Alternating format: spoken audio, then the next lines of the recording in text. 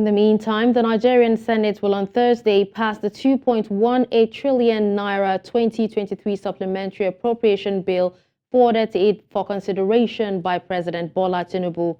As requested by Tinubu in the letter read in the Senate during plenary on Tuesday, the request was given expeditious consideration.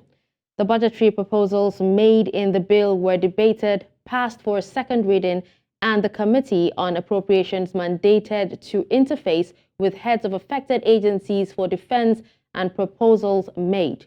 The committee, chaired by Senator Solomon Adeola, representing the All Progressives Congress Ogun West, met with heads of agencies till the late hours of Wednesday and told journalists that the report on the supplementary budgetary proposals will be submitted to the Senate for final consideration and passage on Thursday.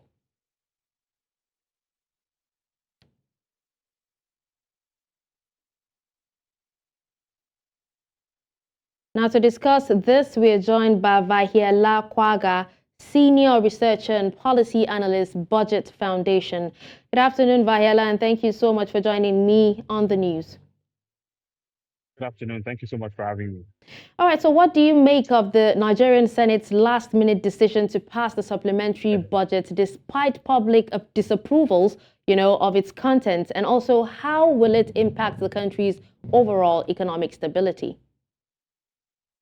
So I guess I would be speaking for millions of Nigerians by saying that this is outrageous, frankly, and somewhat clandestine in the sense that the urgency within which this budget was passed is actually a serious cause for concern. Yes, we do know that Nigeria has been experiencing serious financial challenges. There are serious security issues, among other things. And Tinubu's administration has been very clear with how it intends to revamp the economy, among other things. But the spending, the sizes of these allocations are actually quite high, and more so in a country where we still have challenges with our personnel expenditure compared to capital spending. We still have problems with the fact that this budget is a deficit budget. So where is this money going to come from if the 2023 budget was already in a deficit? That means that Nigeria is simply going to get more and more loans. Looking at the current situation, it's that this particular supplementary budget will simply add to the existing high budget size, the high expenditure size of the 2023 budget. And in addition, it's likely going to cause a slowdown of the receipt of the 2024 budget, because by now we should have actually been having the 2024 budget sent to the National Assembly for consideration. But as it stands, we're still in 2023 apparently. All right, Vahiela, now as a financial analyst, what key factors do you think should be considered when evaluating the potential consequences, of the Nigerian Senate's decision on the supplementary budget, seeing that the year is far spent and that demand, and the demand for such a huge sum? Yes, I mean, for one, the key issue is about accountability and transparency, and that takes me to audit. Oftentimes, we do not get proper audit reports, and by proper, I mean timely audit reports for a particular fiscal year. So for instance, 2023 fiscal year, we may likely see the audit reports in maybe 2026 or 2027, far long after, these acts have already been carried out. So what really is the essence of getting an audit report when you can really do nothing about it?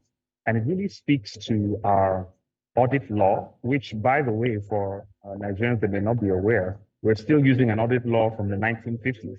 And the subsequent National Assembly since then have refused to amend that legislation because, empowering the Auditor General of the Federation would mean shining a light on acts that have been, concealed for a while. The financial implications are, quite obvious. It means that Nigeria will have to find a way to pay back these monies. Because if the government was already in deficit, then it means that it's going to have to look for more money to borrow, to fund this supplementary budget. There have been some statements by the authorities that they have seen an increase in non-tax revenue.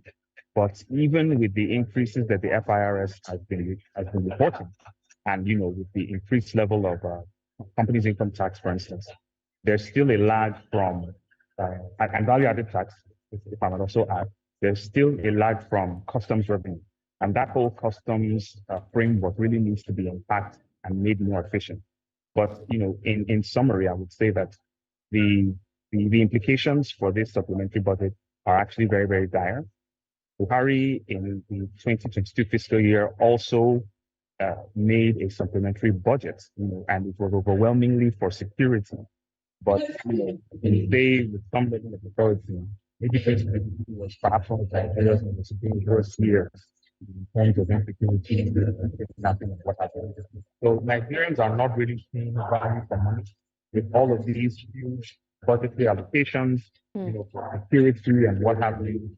Cash transfers, which I think are fine, but there are several other security-related capital expenditure allocations that Nigerians are seeing to really see work.